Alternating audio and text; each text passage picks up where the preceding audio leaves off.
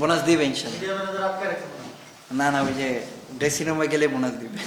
এখন প্রথম স্টার্ট করেন নাই আর কি টুর্নামেন্টটা, তারপর যখন ফিরলেন কোনো কি ভিতর যে ছিল কিনা পারফর্ম করে দেখানো, একটা কম্পিটিশন আছে স্কোয়াডে? না, কম্পিটিশন তো সবসময় থাকবে, লাইক এরকম হেলদি কম্পিটিশন থাকলে ভালো লাগে। সো মেসেজ আমার যেটা মনে হচ্ছে যে আমাকে টিম ম্যানেজমেন্ট যে মেসেজটা দিয়েছিল যে আমি প্রথম 2 ম্যাচে বিবেচনা নাই ডে গেমে, তো তারা আমার ক্লিয়ার মেসেজ দিয়ে রাখছিল যে আমি নাইট ম্যাচ খেলবো। সো আমি ওইরকমভাবে প্রিপেয়ার ছিলাম সো নাইট ম্যাচের জন্য। যদি বলতেন আজকে তোমরা ম্যাচ লুজ করেছিল, কন্ডিশনটা কি কারণে রানটা হচ্ছে না যদি বলতেন? না, কন্ডিশন আমার কাছে মনে হচ্ছিল উইকেটটা ভালোই ছিল, আর বাট আজকে যে ডিউ পড়ে, আজকের মতো ডিউ আগে কখনো পড়ে নাই। বাট লো স্কোরিং হওয়ার কারণ হচ্ছে যে আমরা বলাররা ভালো জায়গায় বল করছি এবং লাইন মেনটেন করে বল করছে আর ওদের উইকেট নিতে পারছি।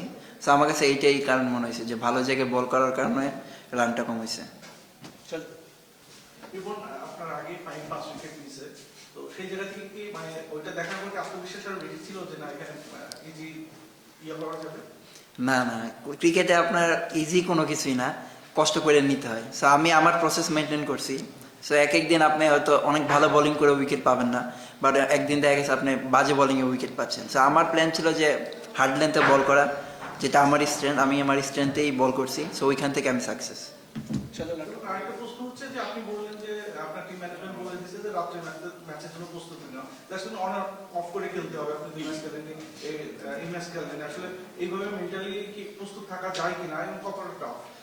না, এরপরে কি হবে এটা আমি আসলে জানি না, বাট ফার্স্টে এটা মেসেজ ছিল লাইক অ্যাজ এ প্লেয়ার হিসেবে আপনি যে কোনো সময় জন্য রেডি থাকতে হবে। লাইক কম্বিনেশনের কারণে অনেক সময় অনেক কিছু ডিসিশন হতে পারে, সেটা ফরে যায় বা বিপক্ষে যায়। সো ওইটা নিয়ে ভাবলেন না, অ্যাজ এ প্লেয়ার হিসেবে আমি যখন সুযোগ পাবো মনে হবে এইটা আমার শেষ সুযোগ। সো আমি ওইরকমভাবে রেডি থাকি। আমি বলবেন যে আমি যখন সুযোগ পাবো এটাই আমার শেষ সুযোগ, আজকে 4 উইকেট নেওয়ার পরে কি এখন তো এই দ্বিধা নাই যে এটাই আমার শেষ সুযোগ? না না, দ্বিধা না, যে লাইক যখন স্কোয়াড অ্যানাউন্স হয় লাইক আজকেরটা আজকে শেষ, আমি যেটা বিলিভ করি আজকেরটা আজকে শেষ, এটা পাস্ট। সো নেক্সট ম্যাচ যখন আবার নামবো তখন আবার নতুন করে শুরু করার চেষ্টা করব। সো আমার প্ল্যানে থাকে যে যখন আমি সুযোগ পাবো আমি যেন আমার 100% দিতে পারি। ওই এশিয়া কাপ রাইজিং স্টারসের ওই কনফিডেন্সটা কতখানি নিজের মধ্যে ক্যারি করেছিলেন যারা 2 ম্যাচ বলে থাকার পরও আজকে ডেলিভার করতে পারলেন? কনফিডেন্স তো থাকে, লাইক একটা টুর্নামেন্টে হাইস্ট উইকেট টেকার ছিলাম আমি। সো ওইখান থেকে কনফিডেন্সটা আগের থেকে অনেকটা বাড়ছে। বাট আলহামদুলিল্লাহ যেভাবে শুরু করছি এটা আমাকে আরও কনফিডেন্স দেবে, যেহেতু সামনে আরও খেলা আছে। সো আমি যদি আমার এটা ধরে রাখতে পারি ইনশাল্লাহ ভালো কিছু হবে। এখন বাংলা রাইজিং স্টারসের কথা আসছে, ওটা হচ্ছে বাংলাদেশ ঈদত, তারপরে নেক্সট স্টেপটা কিন্তু ন্যাশনাল টিম। অবশ্যই কলটা ম্যানেজমেন্টই নিবে বা ও মানে যারা সিলেক্টর আছে তারা নিবে। আপনার জায়গা থেকে এই বিপিএলটা আপনার জন্য কতটুকু ইম্পর্টেন্ট? নেক্সট স্টেজে তো অবশ্যই যাইতে চান, এই দলে ছিলেন, এখন তো সবাই ন্যাশনাল টিমে টার্গেট করবে। আপনি এই বিপিএলটাকে কিভাবে দেখছেন? না, অবশ্যই এই বিপিএল আমার জন্য অনেক বড় একটা মঞ্চ। যদি আমি ইনশাল্লাহ ভালো মতো পারফর্ম করতে পারি তাহলে অবশ্যই ইনশাল্লাহ সুযোগ আসবে, আর আমি ওই সুযোগের জন্যই অপেক্ষায় আছি। যদি ইনশাল্লাহ আসে আমি এটাকে গ্র্যাব করবো। Thank you.